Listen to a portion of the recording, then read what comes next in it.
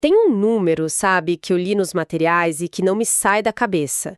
A cada minuto, 24 pessoas são forçadas a deixar suas casas. A cada 60 segundos. É uma escala que, a gente mal consegue processar. E bem no meio desse furacão todo, milhões de crianças estão, sabe, aprendendo a andar, a falar. E é exatamente esse o nosso foco hoje. O que acontece com o desenvolvimento de uma criança em cenários assim, de conflito, de desastre, de imigração?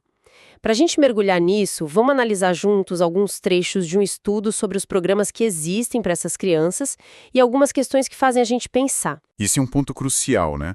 Porque se a gente fica só nos números, por mais chocantes que eles sejam, a gente corre o risco de perder a dimensão humana da coisa. O nosso objetivo aqui é justamente esse: entender a escala, sim, mas também ir fundo nas consequências para o desenvolvimento infantil e, o mais importante, investigar o que está sendo feito, que tipo de intervenções, de modelos estão surgindo para trazer alguma esperança, algum apoio real. Perfeito. Então, vamos começar a desembrulhar isso. As fontes mostram um crescimento, assim, absurdo no número de imigrantes e refugiados entre 1970 e 2015, mas o que me deixou realmente chocada foi um detalhe. Cerca de 7% de todos esses migrantes são crianças de 0 a 9 anos. Exato. Pois é, acaba com aquela ideia de que as crianças menores são, de alguma forma, poupadas disso. Elas não são. Elas estão bem no centro da crise. E os dados mais recentes só confirmam essa tragédia. Hoje a gente fala de mais ou menos 60 milhões de pessoas deslocadas por guerra ou conflito. 60 milhões. É, um aumento de mais de 20 milhões de pessoas desde 2005. A estatística que você mencionou no início... 24 pessoas por minuto. Exato. Isso mostra que não é uma crise que está diminuindo. Pelo contrário, é uma realidade constante e muito urgente. E para que esses 60 milhões não virem só um número abstrato, as fontes nos lembram de uma história que, infelizmente, marcou o mundo todo.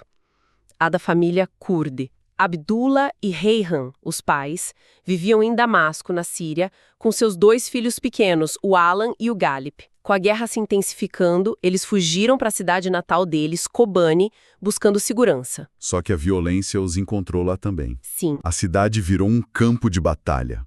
Sem saída, eles foram para a Turquia, onde tentaram conseguir o status de refugiados, mas... não conseguiram. É um labirinto, né? É um labirinto burocrático, uma barreira que inúmeras famílias enfrentam. A vida delas depende de carimbos e papéis que muitas vezes nunca chegam. Exato. E aí a tia de Abdullah, que morava no Canadá, tentou patrocinar a vinda deles. Ela fez o processo, mas não teve resposta do governo canadense. Desesperada para ajudar, ela mandou dinheiro para que eles pudessem pagar uma travessia de barco da Turquia até a Grécia. Era tipo a última esperança. E o desfecho dessa história é? É terrivelmente triste. O barco virou. Rehan e os 2 meninos, Galip e Alan, não sobreviveram. O pai, Abdullah, foi o único que conseguiu se salvar. A imagem do pequeno Alan, sem vida na areia da praia, virou o símbolo mundial dessa crise em 2015. Uma imagem que ninguém esquece. Não. E o mais terrível, como os dados mostram, é que a história dele não é uma exceção. É um retrato de uma realidade contínua. Sem dúvida. A história deles, por mais doloroso que seja, representa milhares de outras. Só em 2016, um ano depois, mais de 250 mil migrantes chegaram à Europa pelo mar. Nesse mesmo período, quase 3 mil pessoas foram dadas como desaparecidas. Desaparecidas no mar.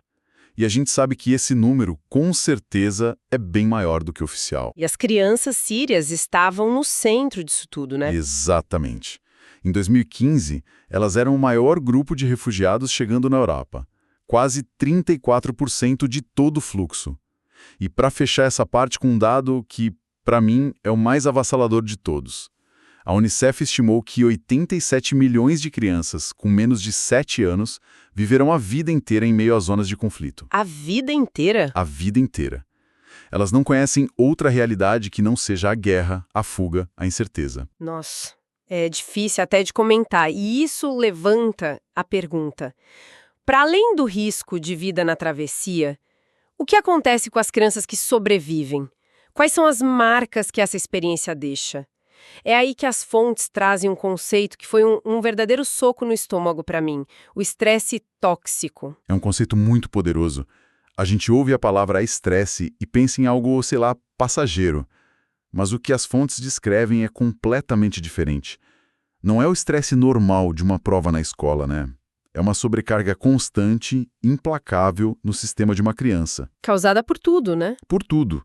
A fuga, a instabilidade, o medo dos pais, a falta de comida, de um lugar seguro para dormir, a ausência total de rotina, de estímulos. E o que me pegou de verdade, o que a pesquisa revela, é que esse trauma não é só uma memória ruim.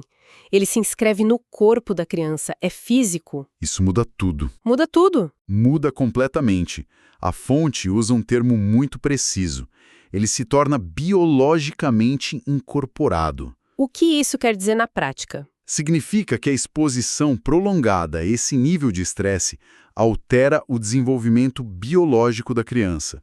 O cérebro dela, que está em plena formação, se desenvolve de forma diferente. O sistema imunológico dela muda, a maneira como o corpo dela vai reagir ao estresse pelo resto da vida é reconfigurada.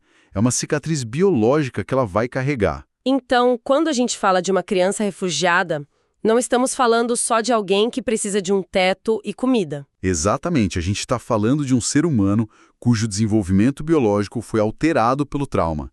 É uma ferida invisível, mas com impactos muito concretos e duradouros. É um cenário devastador. Fica a sensação de que o dano é quase irreparável.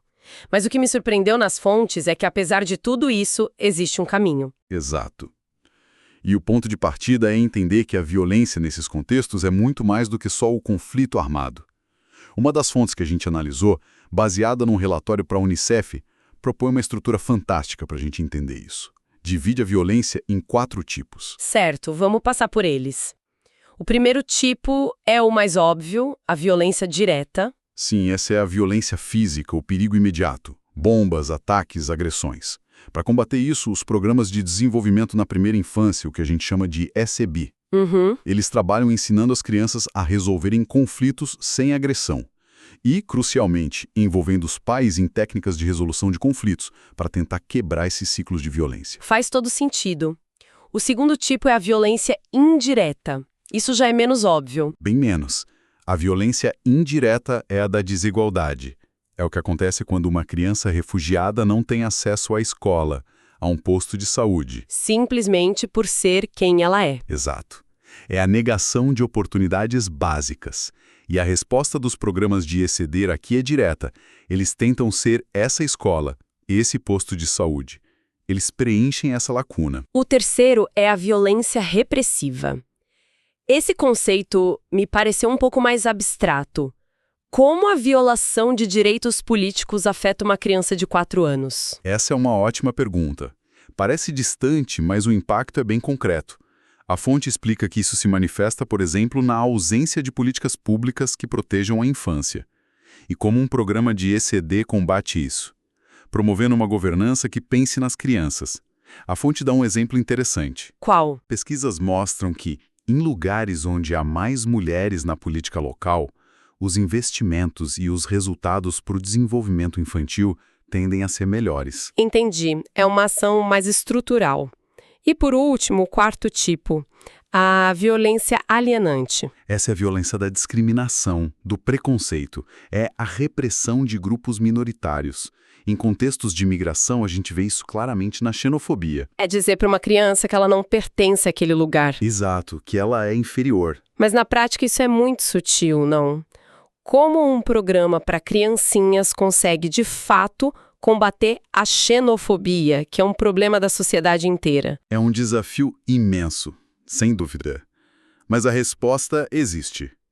Os programas combatem isso ao criar, primeiro, ambientes inclusivos, onde crianças de diferentes origens brincam e aprendem juntas. E, no nível mais amplo, eles lutam por políticas de proteção social que garantam que todas as crianças, sem exceção, tenham seus direitos básicos assegurados. Certo. Ao garantir o acesso de uma criança marginalizada à educação e à saúde, você está ativamente combatendo a alienação. Exatamente. Você está dizendo, na prática, que ela importa. Quando eu li essa divisão em 4 tipos de violência, a minha cabeça explodiu um pouco. Porque a gente sempre pensa na violência óbvia, a física. Mas quando se fala de violência indireta ou alienante, a gente percebe que o problema é muito mais profundo. E que a solução também precisa ser.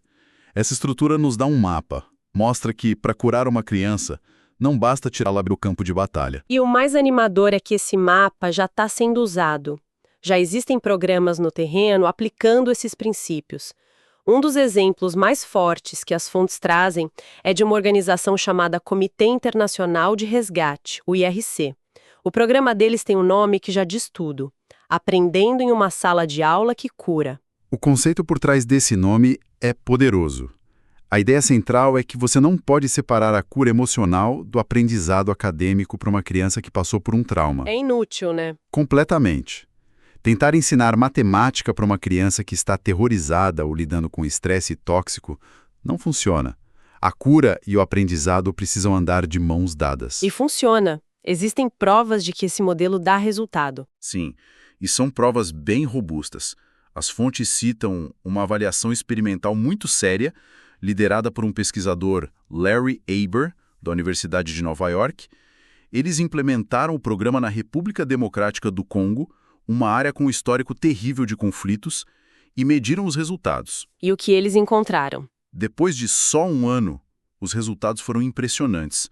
As crianças no programa tiveram melhoras significativas em alfabetização e matemática. Mas talvez o mais importante foi o impacto emocional. As crianças relataram se sentir muito mais seguras e apoiadas pelos professores e pela escola. E essa sensação de segurança é a base de tudo, né? É a fundação sobre a qual qualquer aprendizado é construído. Fantástico. E é um modelo que pode ser usado em outros lugares. É adaptável. Totalmente. E essa é outra força desses programas. O modelo foi adaptado, por exemplo, para funcionar em pré-escolas para crianças sírias no Líbano. E ele não está sozinho. As fontes mencionam outros, como o programa da Save the Children, que também tem sido implementado com sucesso. E não é só dentro da escola, certo? Há um foco grande nos pais também. Sim, porque a criança não existe num vácuo. Apoiar a família é fundamental. Um dos programas mais importantes nesse sentido é o Care for Children Development, da Unicef e da OMS. Ele está sendo adaptado para dar aos pais ferramentas simples e práticas para criar um ambiente mais estável e estimulante, mesmo nas piores circunstâncias. Coisas como brincar, conversar. Coisas que se perdem no caos da fuga. E essa, eu acho, é a mensagem final que as fontes nos deixam. A situação de milhões de crianças é profundamente perturbadora, mas não estamos de mãos atadas. Existe uma base sólida de conhecimento, programas testados, evidências. Esses serviços de desenvolvimento na primeira infância são uma resposta concreta e cheia de esperança. Exatamente. A gente fez uma jornada aqui. Começamos com aqueles números assustadores e a história do Alan Kurd, que deu um rosto a essa tragédia. Mergulhamos no conceito de estresse tóxico, entendemos como o trauma deixa cicatrizes biológicas, mas não paramos aí. Vimos que existem ferramentas e programas concretos como o Aprendendo em uma Sala de Aula que Cura, que já estão no terreno com resultados comprovados, fazendo uma diferença real. Sim, e isso tudo nos leva a uma reflexão final, uma pergunta que fica no ar. Vimos que os modelos eficazes existem. A ciência e a prática nos mostram o que funciona. A questão fundamental que isso levanta é: se a gente sabe o que fazer, se os modelos existem e funcionam, qual é o maior obstáculo para que isso chegue a todas as crianças que precisam? É uma questão de dinheiro? É falta de vontade política? Ou são os desafios quase impossíveis de implementar esses programas em comunidades que já estão no limite de suas forças?